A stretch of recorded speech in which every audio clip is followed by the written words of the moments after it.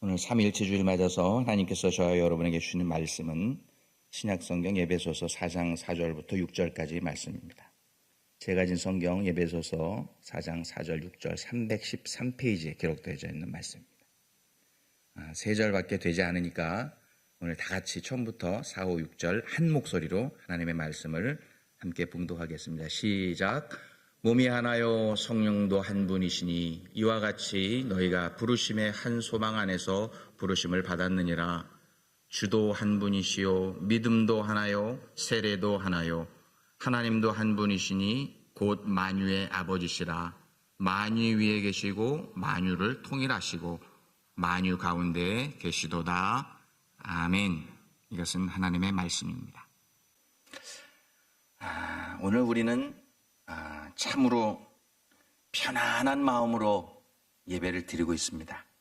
너무나도 자연스럽게 그리고 또 당연하게 성부 하나님 또 성자 하나님 그리고 성령 하나님을 인정하고 그 하나님을 예배하는 이 자리에 편안한 마음으로 앉아 있습니다. 그런데 1700년 전 바로 오늘 1700년 전에 하나님을 예배했던 예배자들은 이러한 편안한 마음으로 성부 하나님, 성자 하나님, 성령 하나님을 예배하지 못했습니다. 왜냐하면 1700년 전 바로 오늘 기독교 역사에서 가장 중요한 회의 중에 하나라고 할 수 있는 니케아 공회라고 하는 그런 아주 중요한 회의가 열린 날입니다. 아젠다는 뭐냐? 회의 토론한 주제는 뭐냐?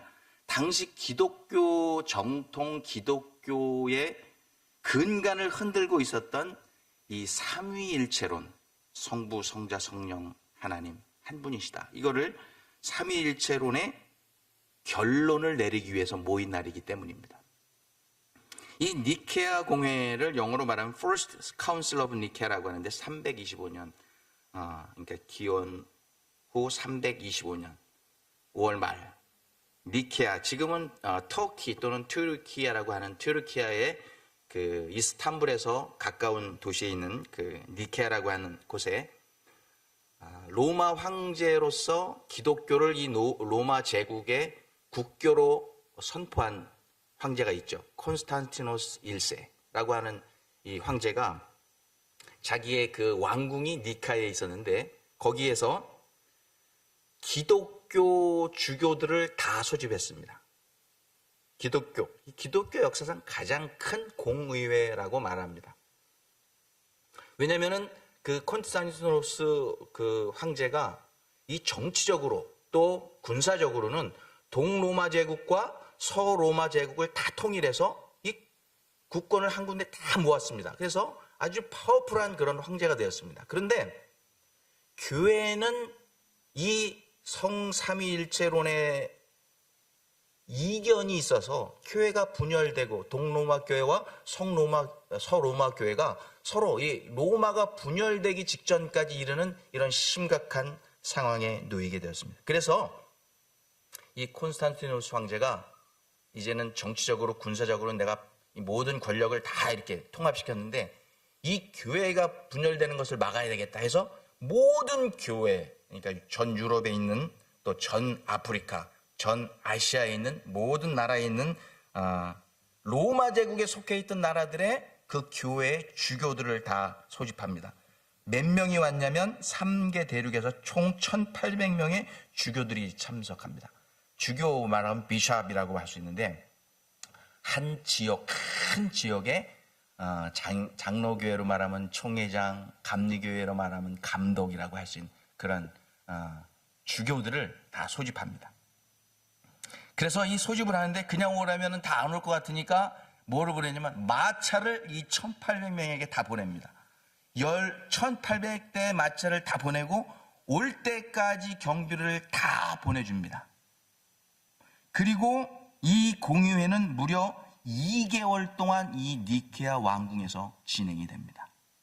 이 삼위일체론, 어떤 것이 성경이 말하는 정통 삼위일체론이냐에 대한 이것을 결론 내리기 위해서 1800명이 각 대륙에서 와서 2개월 동안 회의한 것이라는 거예요. 얼마나 대단한 회의입니까? 니케아 공의회라고. 여기서 그 당시에 중세 신학의 양대 산맥을, 이 초대교회 신학의 양대 산맥을 이뤘던 두 신학자가 있었는데, 한 사람은 알렉산드리아의 성직자로 이 다음번 알렉산드리아 지역의 주교가 될 그런 인물이었는데, 이름이 뭐냐면 아리우스라고 하는 사람이에요. 아리우스라는 사람과 그를 따르는 제자들, 추종자들이 있었고, 또한 삼위일체론을 주장하는 사람은 현재 알렉산드리아의 주교였던 아나타시우스라고 하는 주교가 있었습니다. 또 그를 따르는 이 두 파가 이 삼위일체론을 가지고 계속 대립하고 있었습니다. 그래서 이제 콘스탄티누스 황제가 불러서 이제 이 두 사람의 삼위일체론에 대해서 1800명의 주교들이 듣는 앞에서 둘이 논쟁을 벌이게 합니다. 그러니까 분위기가 얼마나 삭막했겠어요. 우리는 편안하게 오늘 다 정립된 그런 신학을 가지고 예배를 드리지만, 그 당시는 불안해서 이쪽을 따랐다가는 마녀 사냥이 되고 이단이 되고, 저쪽을 따랐다가 또 정통이 되고, 이게 확실하지 않기 때문에 불안한 마음으로 성삼위 하나님을 예배하는 그런 분위기였습니다. 심각했습니다. 이 공회에는 이 두 신학자들이 맹렬한 주장을 펼치게 됩니다. 여러분이 만약에 지금 이제 1700년 전에 돌아가셔서 이 니케아 공회에 어떤 여러분이 섬기고 있는 지역의 주교로 참석을 하셨다고 지금 생각하시면 조금 이해가 되실 거예요. 내가 주교로 참 나중에 다 듣고 투표를 하는데 내가 투표권 하나를 행한다 생각하시고, 여러분 누가 이단이고 누가 정통인지 여러분 이들의 주장을 한번 들어보시기 바랍니다. 먼저 알렉산드리아 지역의 다음번 주교가 될 후보였던 아리우스라고 하는 그 신학자가 주장했던 삼위일체론입니다. 너무너무 복잡한데 세 가지만 제가 추려서 말씀드려요. 이 사람이 뭐라고 주장을 했냐면, 성자 예수는 성부 하나님에게서 태어났으므로 하나님의 피조물이고 하나님의 종속물이다. 왜 성경에 보면은 하나님이 그 본체 안에서 예수님을, 독생하시는 예수님을 낳았다 이렇게 말씀. 하나님에게 낳았으니까 피조물이고 하나님. 성자 예수는 성부 하나님에게서 태어났으므로 하나님의 피조물이고 하나님의 종속물이다. 왜 성경에 보면은 하나님이 그 인물이 아니었다, 잠깐 떨어졌었다는 거예요. 그러니까 영원부터 영원까지 한 본질로 있던 분이 아니라 떨어졌던 분이다, 이렇게 주장을 하는 거죠. 그리고 마지막 세 번째는 성경에서 성자 예수님이 성부 하나님과 동일하시지만 이라는 말이 나와요. 동일하다라는 말이 나오는데, 이것은 그냥 정말 동일한 게 아니라 비유적으로 표현한 것이다, 이렇게 아리우스라고 하는 신학자가 주장을 했습니다. 2개월 동안이니까 예를 들어서 뭐 이 사람이 이 세 개의 메인 포인트를 가지고 한 달을 주장했다고 하면, 이제 다음 아타니시우스라고 하는 현재 알렉산드리아의 주교였던 사람은 이렇게 삼위일체론을 주장했습니다. 성부 하나님과 성자 하나님과 성령 하나님은 창조 전부터 한 몸이었다. 왜냐? 창세기에 보면 우리가 우리의 형상을 따라 사람을 창조하자, 거기서 복수의 하나님의 단어를 사용했기 때문에 창조 전부터 성부, 성자, 성령 하나님은 한 분이셨다, 그렇게 주장했습니다. 그리고 두 번째로 성부, 성자, 성령은 영원 전부터 영원 후까지 항상 서로에게 속해 계신 한 몸이신 동체이시다. 그리고 세 번째, 성경에서 성자 예수가 성부 하나님과 동일하시나 동등되이 여길 것으로 취하지 않으셨다 하는 표현은 성자 예수님께서 겸손을 나타내시기 위한 표현이었다, 이렇게 주장했습니다. 여러분 1, 2, 3 이렇게 들으셨어요. 여러분 누가 정통이고 누가 이단이라고 생각하십니까? 여러분 한번 손을 들어보시고, 여러분 손을 잘 드셔야 돼요. 여러분이 누가 손을 들었느냐에 따라 한 사람은 이단으로 돼서 기독교에서 완전히 퇴출돼서 사형까지 가고, 한 사람은 황제에게 견줄 만한 그런 총주교로서 그리고 교황의 파워까지 이룰 수 있는 그런 인물이 됩니다. 여러분 한번 손을 들어보시죠. 나는 1번 아리우스의 삼위일체론이 맞다고 생각한다. 첫 번째 제가 한번 손 들어보시고. 그러면 나는 두 번째 설명한 아타나시우스 주교의 삼위일체론에 나는 찬성한다 하시는 손 들어보시고. 대부분의 분들이. 근데 안 드시는 분들은 아직 이해가 안 되시는 분들인지 모르겠습니다. 근데 그 당시에는 뭐 기권하는 분들도 있었겠죠. 그러나 어쨌든 투표를 해서 이제 결과는 아타나시우스, 두 번째 제가 말씀드린 우리가 믿고 있는, 우리가 알고 있는, 그리고 우리가 이해하고 있는 내용이 정통 성경적인 신학으로 그렇게 채택이 됩니다. 그래서 이 이단 삼위일체론을 주장했던 아나시우스라고 하는 사람은 기독교 역사에서 완전히 퇴출됩니다. 그리고 이 니케아 공회에서 그 황제와 주교들이 이렇게 선포를 합니다. 이 아리우스가 주장하는 내용을 따르는 모든 사람은 이제는 교회에서 퇴출되고, 그리고 그가 쓴 책을 읽거나 이후로부터 그가 쓴 책을 가지고 있는 사람이 발견되면 사형에 처한다. 이렇게 결론을 내립니다. 이렇게 엄청나게 중요한 삼위일체론에 대한 결론이 이 니케아 공회라고 하는 데서 결정이 되는 것입니다. 그리고 이 니케아 공의회에서 니케아 신경이라고 하는 것이 책정이 되는데, 뭐냐면 지금 우리가 외우고 있는 사도신경 있죠. 니케아 신경. 이 사도신경의 모체가 되는 그런 사도신경의 내용과 거의 똑같은 그런 내용이 채택이 됩니다. 우리 잘 아는 건데 한번 읽어볼까요? 사도신경 시작. 전능하사 천지를 만드신 하나님 아버지를 내가 믿사오며 그 외아들 우리 주 예수 그리스도를 믿사오니 이는 성령으로 잉태하사 동정녀 마리아에게 나시고 본디오 빌라도에게 고난을 받으사 십자가에 못 박혀 죽으시고 장사한 지 사흘 만에 죽은 자 가운데서 다시 살아나시며 하늘에 오르사 전능하신 하나님의 우편에 앉아 계시다가 저리로서 산 자와 죽은 자를 심판하러 오시리라.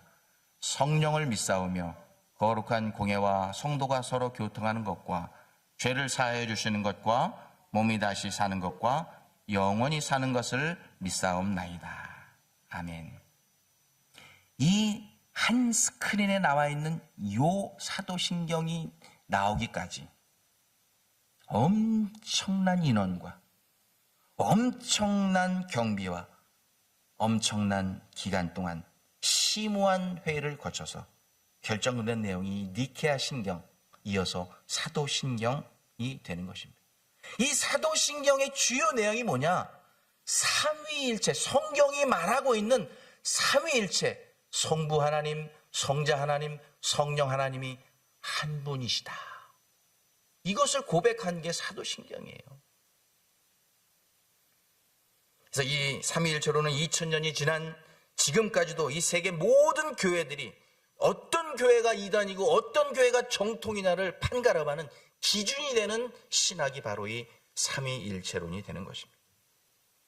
그러면 삼위일체 주일 오늘 우리가 함께 맞이했는데, 그럼 삼위일체 주일은 어떻게 생기게 됐느냐? 그 유래를 살펴보면 이 니케아 공회 이후에 많은 교회들로부터 이제 삼위일체론에 대해서 가르치고 또 교육하고 또 믿고 또 책으로 펴내고 해서 이게 막 이제 전파되다가 1334년 로마 교회에서 교황에 의해서 성령 강림 주일 바로 다음 주일을 삼위일체 주일로 정한다. 그리고 그날을 기독교의 대축제일로 정한다. 이렇게 선포합니다. 왜냐하면 이제 교회력이 보통 6개월 단위로 전반기, 후반기로 이렇게 나눠지는데, 이 땅 가운데 창조주로 오신 하나님, 구원주로 오신 예수님, 성탄절부터, 그리고 성령, 우리 안에 임재하시는 성령님이 이 땅에 새 위를 가진 이 하나님이 다 이 땅에 임하신 성령 강림절 그 다음 주일부터는 이 삼위일체 하나님이 우리 가운데 역사하시면서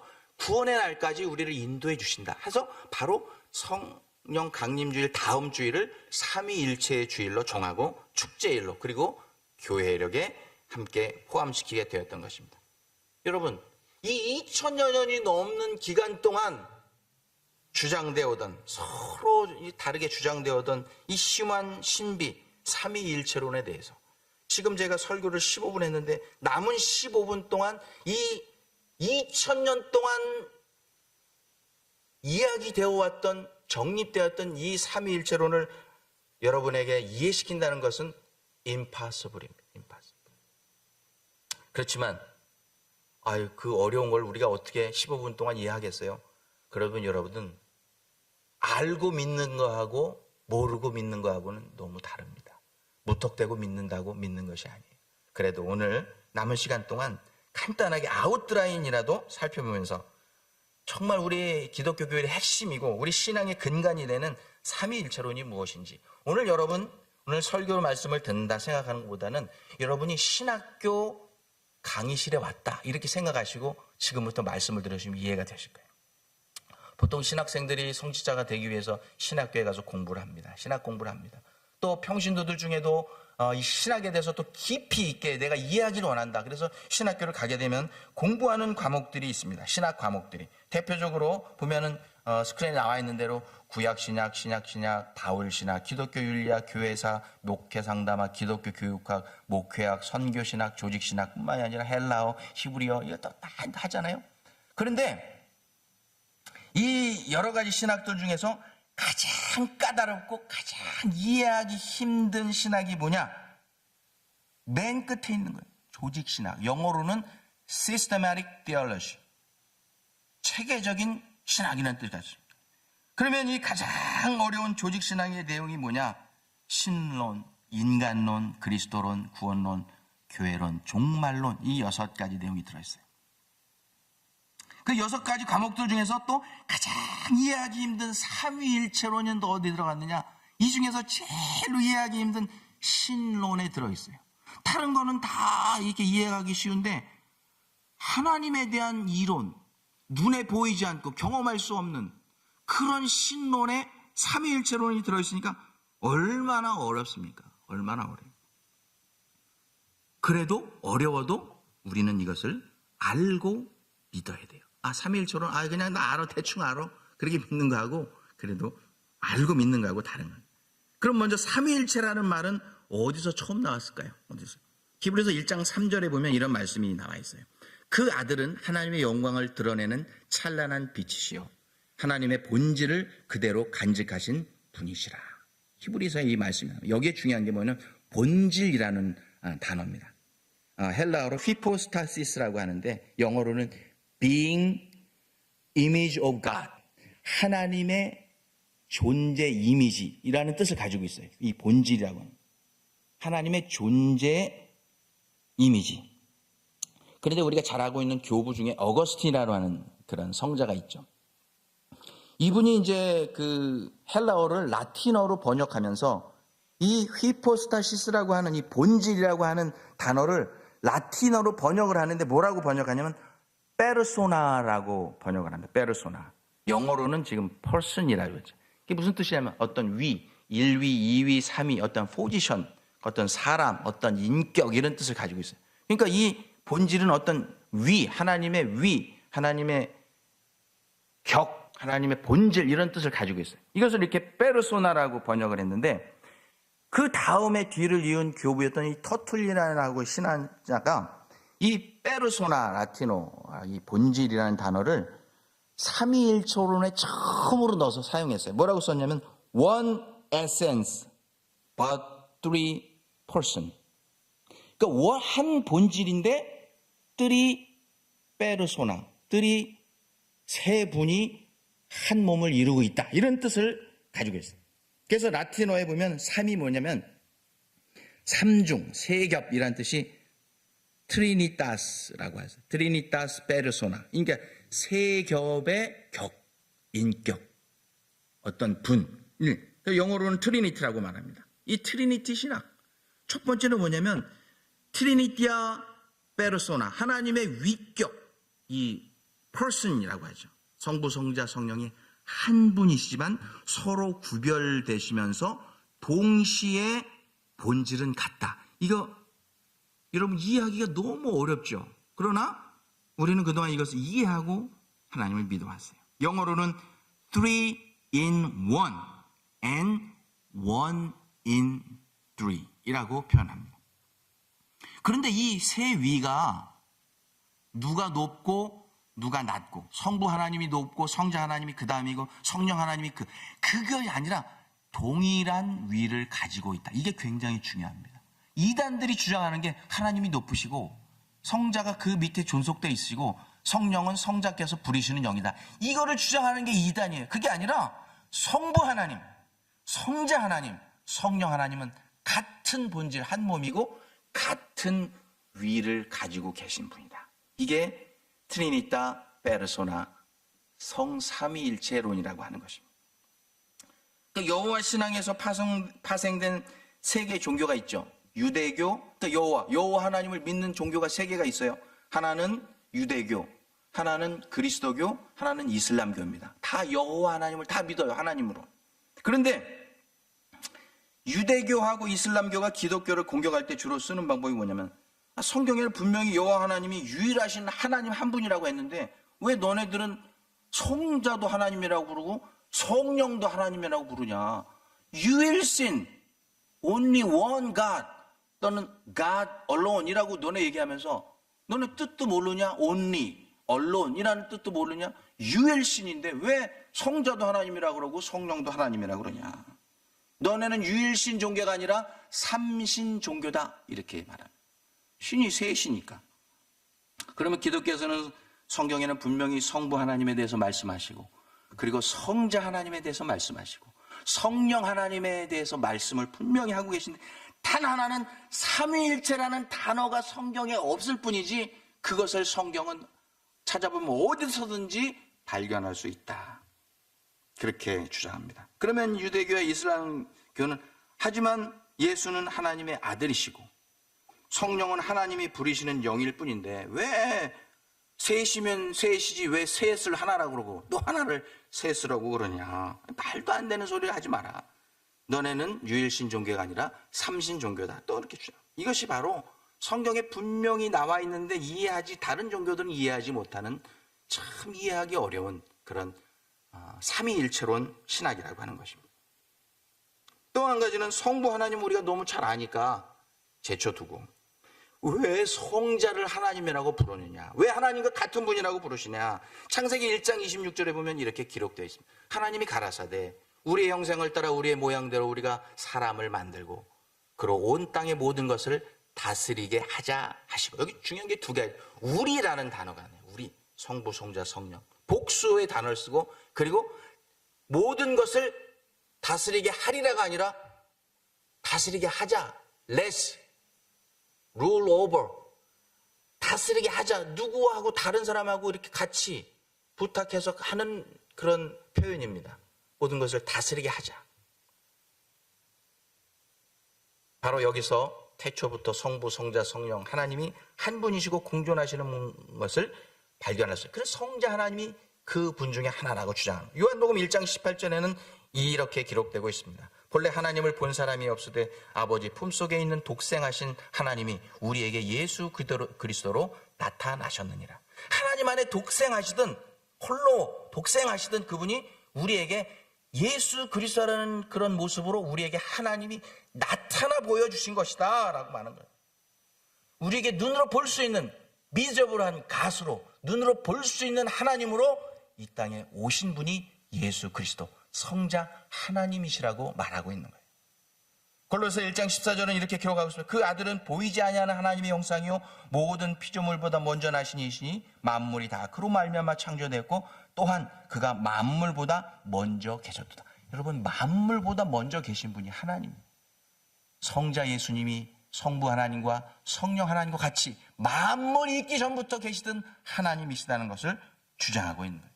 바로 우리에게 눈으로 볼 수 있는 하나님으로 이 땅에 오신 분이 성자 하나님이라고 주장하는 것이 정통 삼위일체론의 두 번째 중요한 것, 성자 하나님에 관한 말씀입니다. 그러면 성령 하나님은 성령 하나님이라는 단어가 성경에 없는데 왜 성령을 하나님이라고 부르느냐? 그런 질문에 대한 답입니다. 성령 하나님은 성자 하나님과 마찬가지로 그러나 우리 눈으로 볼 수 없는 invisible, 눈으로 볼 수는 없지만 우리가 느끼고 경험하고 체험할 수 있는 하나님의 이미지로 우리 가운데 오신 분이 성령 하나님이라고 성경은 말씀해 주고 있어요.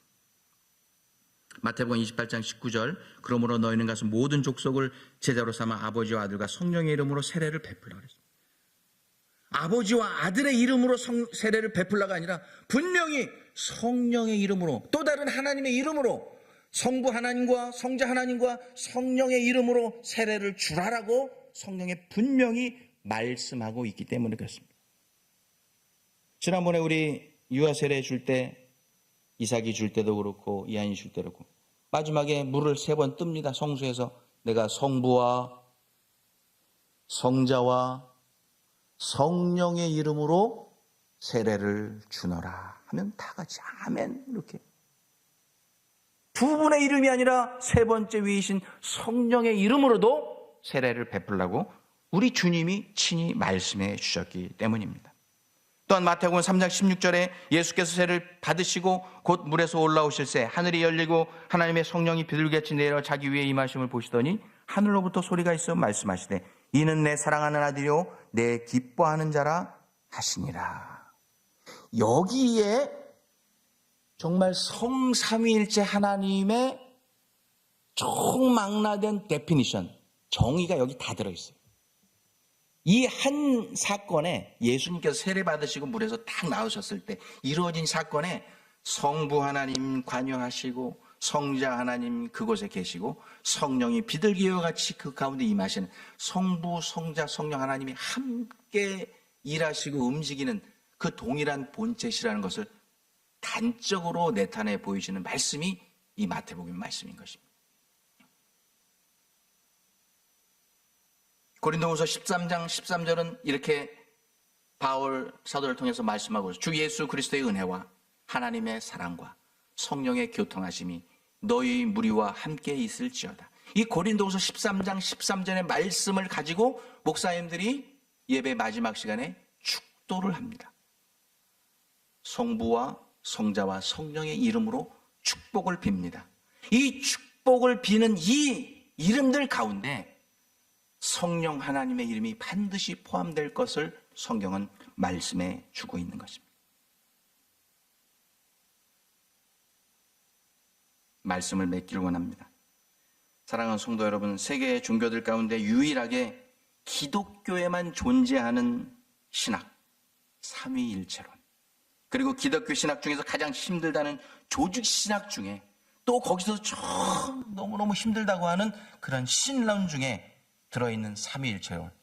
여러분, 제가 15분 동안 열심히 여러분께 설명을 드리고 최선을 다했지만 여러분 이해가 되시는지 모르겠어요. 이해하기 힘드시죠? 하지만 성경은 분명히 삼위일체론을 우리에게 말씀해주고 있고 보여주고 있고 지금 우리 가운데 역사하고 있는 줄로 믿습니다. 이렇게 인간의 짧은 지식과 지혜로 어떻게 저 높으신 하나님의 경륜이 담긴 이 삼위일체론에 대해서 우리가 이해할 수 있겠어요? 그래서 저 유명했던 신학자 토마스 아퀴나스 교부 신학자라고 했던 이 위대한 신학자는요, 다른 신학은 다 정립하고 다 쓰고 다 결론을 내리고 이 삼위일체론에 대해서는 결론을 내리지 않겠다라고 말했어요. 이것을 내가 안다고 하는 것은 이단이고 내가 안다고 하는 것은 하나님께 교만한 것이다. 나는 이 결론을 내리지 않겠다라고 말했습니다. 그리고 이 성경이 말하고 있는 삼위일체론과 이 성경이 보여주고 있는 거 그 말씀 외에는 내가 가르치지도 않고 말하지도 않겠다라고 결론을 냈습니다. 다만 우리가 믿을 것은 무엇입니까? 우리를 지으신 성부 하나님도, 우리를 구원해 주신 성자 하나님도, 그리고 우리 안에 거하시고 계신 성령 하나님, 주님 다시 오시는 그 순간까지 우리의 믿음을 지키고 살아가도록 우리와 함께 일하시고 우리를 지켜주시고 우리를 인도해 주시는 분이 성부, 성자, 성령, 성삼위일체 하나님이신 줄 믿고 이 신앙의 길을 걸어나가시기를 주님의 이름으로 축원합니다. 그래서 마침내 주님 품에 안기실 수 있는 여러분 모두가 되시기를 우리 주 예수 그리스도의 이름으로 축원합니다. 기도하겠습니다. 하나님, 참 어려운 신학 내용입니다. 신학자들도 결론을 내리지 못하지만 성경이 우리에게 말씀해주고 우리가 읽을 때 성령께서 지혜를 주셔서 이것을 이해하게 하시고 믿게 해주셔서 오늘 이 자리에 그 성부, 성자, 성령 하나님이 한 분인 것을 믿고 예배할 수 있는 그 신앙의 높은 지혜를 주시고 믿음 주신 것을 감사합니다. 하나님, 이 믿음 지키고 주님 오시는 순간 그날까지 우리에게 맡겨진 이 신앙의 여정들을 잘 걸어가서 주님 나라에 다 입성하는 주님의 거룩한 신부들 되게 하여 주시옵소서. 예수님의 이름으로 기도하옵나이다. 아멘.